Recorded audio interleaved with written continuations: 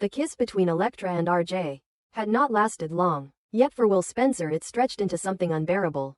A suspended moment that seemed to fracture the air around him and distort everything he believed to be stable. He had not meant to witness it. He had not meant to see the softness in Elektra's posture or the way RJ's hand lingered at her waist as though claiming territory. But he had seen enough. In that instant, something inside him shifted, quietly, decisively. It was not simply jealousy, nor even heartbreak. It was the sudden, suffocating awareness that he was standing outside of something he had once believed he belonged to. The world moved on without him. People chose other people, and he, once again, was left searching for ground beneath his feet. The emptiness followed him home like a shadow. The Spencer estate, with its sharp lines and cold grandeur, felt cavernous and indifferent. Even the familiar scent of polished wood and ocean air drifting from the terrace failed to soothe him. He wandered the corridors without direction until his steps carried him toward a room he had not entered in years. His mother's old storage space, where memories were packed away in boxes and sealed with silence. He did not fully understand why he went there. Perhaps he sought proof that something in his life had once been certain. Perhaps he simply needed to feel close to Katie Logan, to the woman who had always been his anchor in a family defined by storms. Dust stirred in the dim light as he pulled open drawers and lifted lids that had not been disturbed in years. There were photographs of birthdays, programs from school recitals, letters from summer camps, scraps of a childhood that felt impossibly distant. He sifted through them with trembling hands, searching not for any specific object but for reassurance, evidence that he had once been loved in a way that did not feel conditional. Beneath a stack of old journals, at the bottom of a battered wooden box, he noticed something different, an envelope yellowed with age, its edges curled, its presence deliberate. It was not addressed. It was hidden. Will hesitated before touching it. Instinct told him that whatever lay inside had been buried for a reason. But the ache in his chest demanded answers. He broke the seal carefully, as though afraid the paper might disintegrate in his hands, and unfolded the letter. The handwriting was unfamiliar. It was not his mother's gentle script, nor his father's bold scrawl. It was angular, restless, almost urgent. As his eyes scanned the first lines, confusion gave way to disbelief. The words did not make sense. They contradicted the foundation of his existence. He read them again, slower this time, each sentence striking harder than the last. The letter spoke of regret, of timing, of a secret that had to remain hidden for the sake of stability. It spoke of a night years ago, of vulnerability and recklessness, of a connection that had never been meant to define the future. And then, in cold clarity, it revealed the truth that shattered him. He was not Bill Spencer's biological son. The letter claimed that he was the result of a brief, hidden relationship between Katie and Thomas Forrester. It insisted that Bill had never known.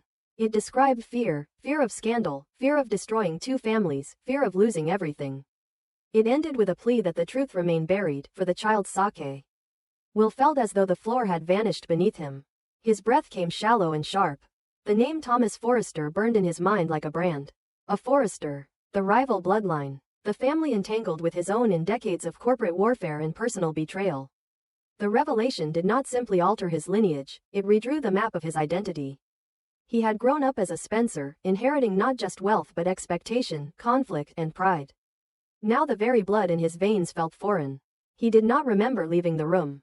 He did not remember the drive. He only remembered standing in front of his mother, the letter clenched in his fist, his entire body trembling with a fury born not only of betrayal but of loss. Katie saw his face and immediately sensed that something irreversible had happened. There was no time to prepare. He held out the letter, his silence heavier than accusation. As she read, the color drained from her face. The past she had so carefully sealed away rose like a tidal wave. Her hands shook. The truth, once theoretical and distant, now stood in the flesh before her. Her son demanding answers she had never intended to give. When she finally spoke, her voice fractured under the weight of years of secrecy. She confessed to a moment of weakness during a period of estrangement from Bill. A brief, complicated connection with Thomas that had felt intense and consuming but fleeting. She had convinced herself it meant nothing lasting. When she discovered she was pregnant, the timeline blurred just enough to allow denial. Bill believed the child was his, and she had chosen silence over upheaval. She told herself she was protecting Will from chaos, protecting both families from destruction. But as she looked at her son's devastated expression, she understood that protection built on deception had only delayed the inevitable. Will listened, but the words felt hollow. Protection, stability, love, they sounded like justifications. His entire childhood reassembled itself in his mind with cruel precision. Every argument between Spencer and Forrester, every corporate battle, every tense family gathering, it all carried a new, unbearable irony. He had been the hidden bridge between two warring houses, and no one had known. The storm that followed did not remain contained within mother and son. Secrets rarely do. Bill Spencer learned of the letter not through confession but through confrontation. He walked into the aftermath and sensed betrayal before he heard the details. When the truth was finally spoken aloud, it detonated. Bill's anger was not quiet. It was volcanic. For years he had fought to protect his legacy, to control narratives, to dominate rivals. To discover that his own bloodline had been altered without his knowledge felt like the ultimate humiliation. He felt deceived not only by Katie but by Thomas, a man he had long viewed as both competitor and adversary. The possibility that Thomas had fathered a child under his nose was intolerable. Yet beneath the rage lay something more fragile. Bill had raised Will. He had celebrated his milestones, disciplined him, shaped him. The biological revelation threatened to unravel not just pride but paternity itself. If Will was not his by blood, what did that make their bond? Was fatherhood defined by DNA or by devotion? Bill struggled against the terror that his claim to his son could now be questioned. Thomas Forrester, when confronted with the truth, reacted with stunned disbelief. The letter had been written in a moment of desperation, never meant to resurface. He had convinced himself that the possibility was remote, that the chapter had closed. To learn that he might have a grown son, a son raised by his rival, forced him into a role he had never prepared for. Thomas, who had spent much of his life wrestling with obsession and redemption, now faced the weight of fatherhood without warning. Guilt mingled with awe, fear with longing. RJ and Elektra, still navigating the fragile beginnings of their own relationship, found themselves caught in the tremors. The kiss that had sparked Will's descent now seemed trivial against the magnitude of the revelation. RJ, himself a Forrester, struggled to reconcile the possibility that Will might be his half-brother. Elektra watched the family fracture in real time and realized that her feelings, however sincere, were now entangled in something far more complex. Their romance, once uncomplicated, now carried the burden of divided loyalties. And at the center of it all stood Will. He moved between Bill and Thomas like a man walking through smoke, unsure of which direction led to clarity. Bill demanded allegiance born of years of shared history. Thomas offered biological truth and the promise of understanding a different part of himself. Katie hovered between them, desperate to preserve what remained. Will's reflection in the mirror no longer felt familiar. His name, Spencer, suddenly felt both earned and questioned. Was identity a matter of blood or of choice? Could he remain the son of Bill Spencer if science said otherwise? Could he accept Thomas as father without betraying the man who had raised him? The question of who he was no longer felt philosophical. It felt urgent. He remembered moments from his childhood. Bill teaching him resilience. Katie teaching him compassion. He remembered standing in Forrester Creations during tense negotiations, feeling inexplicably drawn to the artistry of that world. Were those instincts inherited, or simply coincidence? Every memory felt newly suspect. The families circled one another warily. Old rivalries flared. Corporate stakes threatened to intertwine with personal revelations. But beneath the noise, the true battle was internal. Will's sense of self had been uprooted. He felt like an outsider in his own life, as though he had been cast in a role without understanding the script. In quiet moments, he found himself alone, staring at the ocean that bordered the Spencer estate. The tide moved with indifference, relentless and constant. He realized that while his lineage might have shifted, the years he had lived remained real. Bill had been there. Katie had been there. Even Thomas, unknowingly, had shaped the circumstances of his existence. He could not undo the past. He could only decide how to carry it forward. Standing between two powerful men, two legacies, two surnames, Will understood that the choice before him was not about choosing one father over another. It was about choosing himself. He was not merely the product of a secret affair or the symbol of a rivalry. He was the sum of every lesson, every failure, every love he had experienced. And yet the uncertainty lingered. Would Bill's pride allow him to accept a son not bound by blood? Would Thomas's remorse evolve into responsibility? Would Katie's apology ever be enough? The future stretched before Will like uncharted territory. He did not know which name he would carry with confidence. He did not know whether reconciliation was possible. But for the first time since reading the letter, he felt something other than devastation. He felt resolve. If his identity had been built on a lie, then he would rebuild it on truth, no matter how painful. He would confront the rivalries, the expectations, the fractured loyalties. He would demand accountability from the adults who had shaped his life through secrecy. And he would define for himself what it meant to be a Spencer. A Forrester, or perhaps something entirely new. The kiss that had once felt like betrayal now seemed almost symbolic. A catalyst that forced hidden truths into the light. In losing one illusion, Will had uncovered another far more consequential. The path ahead would be marked by conflict, by corporate and emotional warfare, by love strained and redefined. But it would be his path. And in the quiet after the storm, as the two families braced for the next confrontation, Will stood not as a pawn between legacies but as a young man determined to claim authorship over his own story, even if it meant rewriting everything he had ever believed about himself.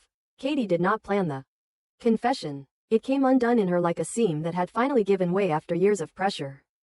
Bill's rage had filled the room with a suffocating heat, his presence larger than life, his silence more terrifying than any shouted accusation. She had always known that if this day ever arrived, it would not be gentle. Bill did not process betrayal quietly. He absorbed it like fuel.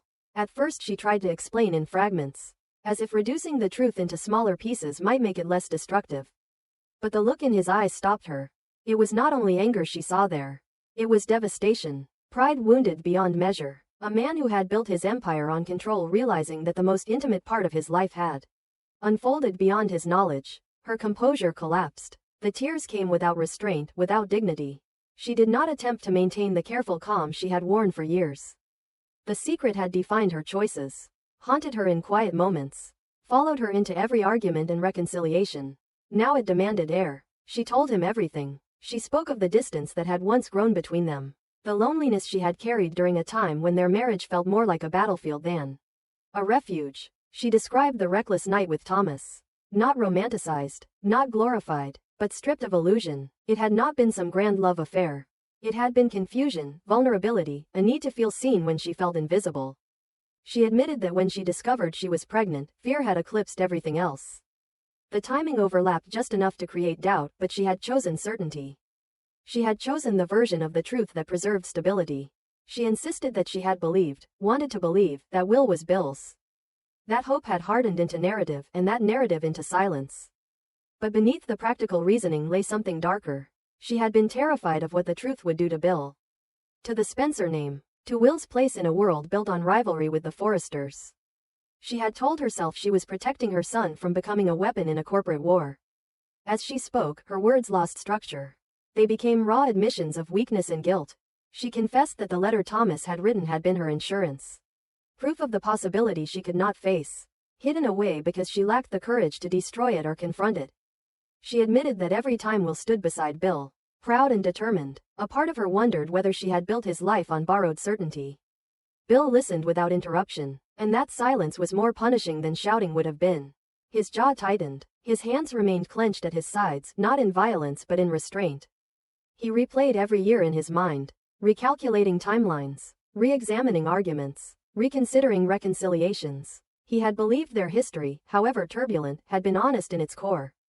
Now he realized that even during their most intimate moments, there had been a layer he had not known.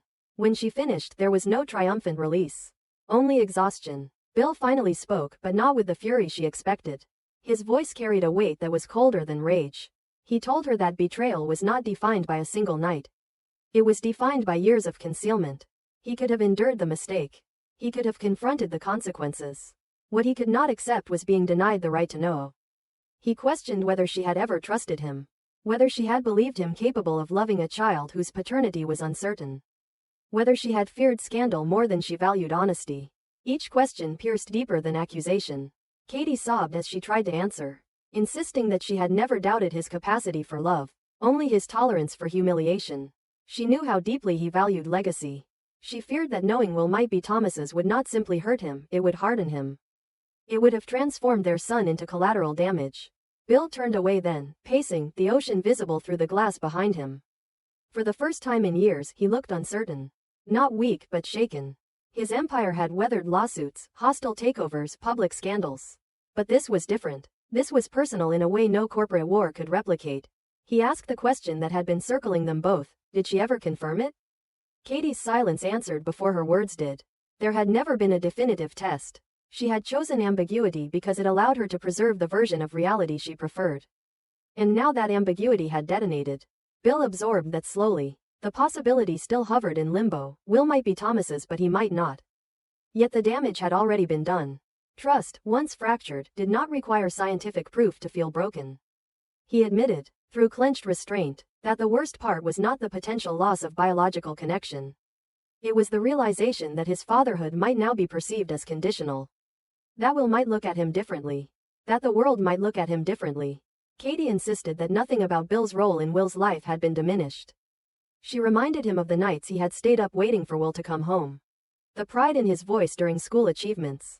The fierce protection he displayed at the slightest threat. Blood did not rewrite those moments. But Bill struggled with the humiliation of the unknown. Thomas Forrester. The name alone tasted like rivalry. The thought that a Forrester could share his son's blood felt like an invasion. Yet beneath the storm of wounded pride, another fear took root. What if Will chose differently? What if, in search of identity, he gravitated toward Thomas? What if Bill's years of devotion were overshadowed by biological truth? Katie saw that fear, and it broke her further. She told him that Will did not need competing fathers. He needed stability now more than ever. She pleaded for Bill not to let anger dictate his next move. She knew him well enough to recognize the instinct to retaliate, to turn this revelation into war. Bill did not deny the impulse. He wanted to confront Thomas, to demand accountability, to reclaim narrative. But something in Katie's confession had shifted the battleground. This was no longer about rivalry. It was about a young man whose entire identity had been destabilized. As the reality settled between them, the magnitude of what they had done, through silence, through fear, became undeniable. They had believed they were preserving Will's future. Instead, they had handed him a crisis of self. Bill finally acknowledged what hurt most. He had loved Will without question. Without condition. If biology now contested that bond, he would not surrender it easily. But he needed time to reconcile the wound to his pride with the depth of his attachment. Katie stepped closer, not as adversary, but as someone equally broken by the truth. She admitted that she had underestimated his capacity for resilience. That her decision had been rooted as much in her own fear as in protection. There was no immediate forgiveness. No dramatic reconciliation. Only a fragile understanding that the next steps would determine whether their family survived the revelation intact. Outside, the ocean continued its restless rhythm, indifferent to lineage and legacy. Inside, two people who had once believed they understood each other faced the consequences of a secret that had outlived its hiding place. And somewhere beyond their confrontation, Will stood alone with a question that neither confession nor anger could fully answer. Who was he now? Katie's tears had exposed the truth. Bill's fury had acknowledged the betrayal. But the resolution would not come from their emotions. It would come from what they chose to do next.